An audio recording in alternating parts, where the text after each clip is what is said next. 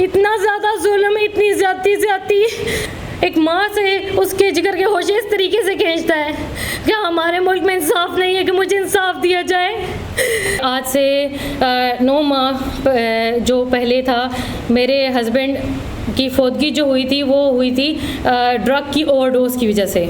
मेरे husband drug addict थे और उनको जो था ये मसला था कि उनके जो अबू थे वो उनकी दुकान का फ़ैसला नहीं करते थे। मसला ये था कि वो चाहते थे कि मुझे एक अलग कंप्यूटराइज दुकान दी जाए। ये टोटल 3 शॉप्स थी और इसमें एक शॉप जो थी वो चाहते थे कि वो अलग से उनकी हो, जिसमें वो कंप्यूटराइज सिस्टम कर सकें और ताकि कोई उसमें घपला ना कर सके। उनके वालिद मलिक खुर्शीद साहब इस चीज़ का फ़ैसला नहीं करते थे। इस वजह से आहिस्ता आहिस्ता करके ये डिप्रेशन लेकर वो ड्रग एडिक्ट हो गए थे। इसके बाद ऐसा हुआ कि ये ड्रग एडिक्शन इतनी बढ़ती गई, हमने रिहेबिलिटेशन सेंटर्स में भी उनका दाखिला करवाया, वहाँ पे भी उन्होंने उसका पूरा इलाज ना होने दिया। 10 दिनों बाद उसको वो ले आए। इसके अलावा हम काफ़ी मेडिकेशंस और बहुत कुछ हमने किया जिसकी वजह से उनकी ये एडिक्शन छूट जाए, लेकिन वक्तन फ़वक्तन वो इस चीज़ का इस्तेमाल करते रहे। उसके बाद ऐसा हुआ कि मेरी बेटी की आमीन थी और उसमें 2 दिन पहले इनकी फौतगी से, तकरीबन ये बात है 28 दिसंबर की रात की, इनकी आपस में कुछ लड़ाइयाँ हुई हैं जायदाद के थ्रू। तो मेरे हस्बैंड ने ये कहा कि इस जायदाद को जो है वो बांटा जाए। तो उनकी हालत बहुत ज़्यादा ख़राब थी। मैं भागकर इनके बेटे को असद अहमद को लेने गई। जब मैं उसको ऊपर लेकर आई तो उसने देखा तो उसने कहा कि अभी अस्पताल नहीं ले जाते, कि हम उनको क्या कहेंगे कि ये इंजेक्शन लगा के इनको ये हालत हुई है इनकी। तो फिर ऐसा हुआ कि हम उनको हॉस्पिटल जब बाद में 1 घंटे बाद लेके गए तो उन्होंने कहा कि इनकी डेथ हो चुकी है। ये एक्सपायर अभी से 2 घंटे पहले एक्सपायर हो चुके हैं। फिर हम घर आने लगे तो घर आने के बाद मामला चलता गया। मैंने 4 महीने 10 माह उधर गुजारे। इस 4 महीने 10 माह के दौरान मुझ पे शदीद जुल्म ढाए गए और मैंने जब कहा कि मुझे मेरी जायदाद चाहिए या मुझे नवीद की सैलरी में से, जो कि हालांकि अकाउंट और सब कुछ वैसे ही चल रहा था, तो मैंने कहा मुझे नवीद की सैलरी में से कुछ हिस्सा चाहिए। तो तब उस टाइम मेरे ससुर ने मुझ पे गलत आवाज़ें उठाना शुरू कर दी।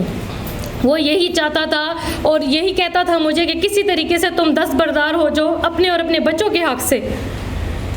उससे मुझ पे शदीद जुल्म किया।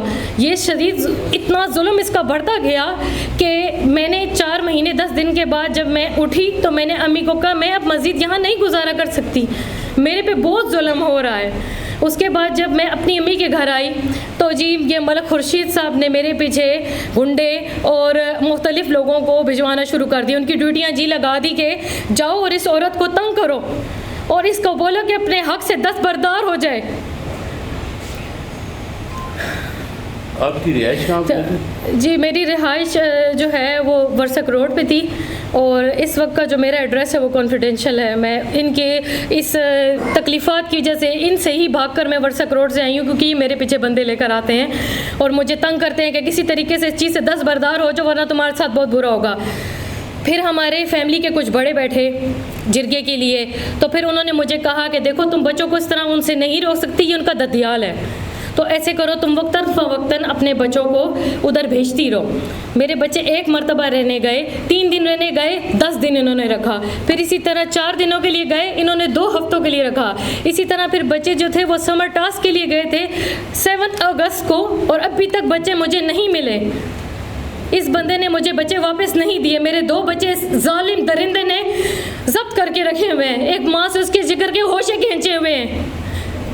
मैं इसीलिए इधर खड़ी हुई हूँ। फिर इसने मुझ पे चोरियों के इल्ज़ाम लगाए, तरह तरह की FIR सब कुछ किया। जब इसने देखा कि इसकी ये चीज़ नहीं कामयाब हो रही तो फिर इसने क्या किया कि इसने फिर ये इतना जुल्म, इसका नाम जो है मलिक खुर्शीद अहमद है। मलिक खुर्शीद साहब ने ऐसा किया कि अब मैंने नेक्स्ट टारगेट जो है वो नवीद की मैयत को बनाना है। ये इस तरह का बाप है, ये इस तरह का बाप है कि इसने अपने बेटे की मैयत को अगला टारगेट बनाया। और 9 माह बाद, अगर कोई आप लोगों में से सहाफ़ी भाइयों आप सोचें 9 महीने बाद कोई कह रहा है कि मेरे बेटे की कब्र कुशाई करें, तो आज से 7-8 महीने जो तुम थे तो तुम कहाँ थे?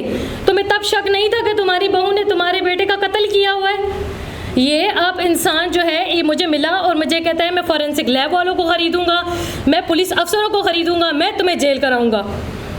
ये इस हद तक उतर आया है ये इंसान, ये इतना जालिम इंसान है। ना इसको बेटे की बेवा नज़र आ रही है, ना इसको अपना खून नज़र आ रहा है। जो छोटे छोटे बच्चे हैं इसके, आज तक जितना भी कमाया इनके बेटे ने कमाया है। ये तो खुद एक चपलियाँ बनाने वाला इंसान था और ये गवर्नमेंट एम्प्लॉय था, ये तो ट्यूबवेल ऑपरेटर था, इसके पास इतनी जायदाद और ये सब कहाँ पे आ गया? ये तो सब मेरे शोहर का बनाया हुआ है। अलकरम फार्मेसी मेरे शोहर की बनाई हुई है, वो इसका प्रोपराइटर था। मेरे 2 बच्चे इसने जब्त किए हुए और उनका इतना शदीद ब्रेन वॉश किया हुआ है, उनको ये समझाया हुआ है कि तुम लोगों की माँ तुम लोगों का कत्ल कर देगी अगर तुम लोग गए वहाँ पे। इतना इस तरह कोई करता है? एक माँ से उसके जिगर के होशे इस तरीके से खींचता है। क्या हमारे मुल्क में इंसाफ नहीं है कि मुझे इंसाफ दिया जाए? इतना ज़्यादा जुल्म, इतनी ज़्यादती। मैं इसीलिए खड़ी हुई हूँ आज, मैंने प्रेस कॉन्फ्रेंस इसीलिए किया कि मेरी तरह और भी बहुत सारी मजबूर बहनें घर में बैठी होंगी जो डर के आवाज़ नहीं उठा रही। मेरा उनको रिक्वेस्ट है कि आप भी आएँ, मीडिया पर आएँ और अपने जुल्म के बारे में लोगों को बताएं ताकि आप लोगों के साथ भी इंसाफ हो सके। मुझे उम्मीद है कि इंशाल्लाह मेरे साथ इंसाफ होगा इस बार।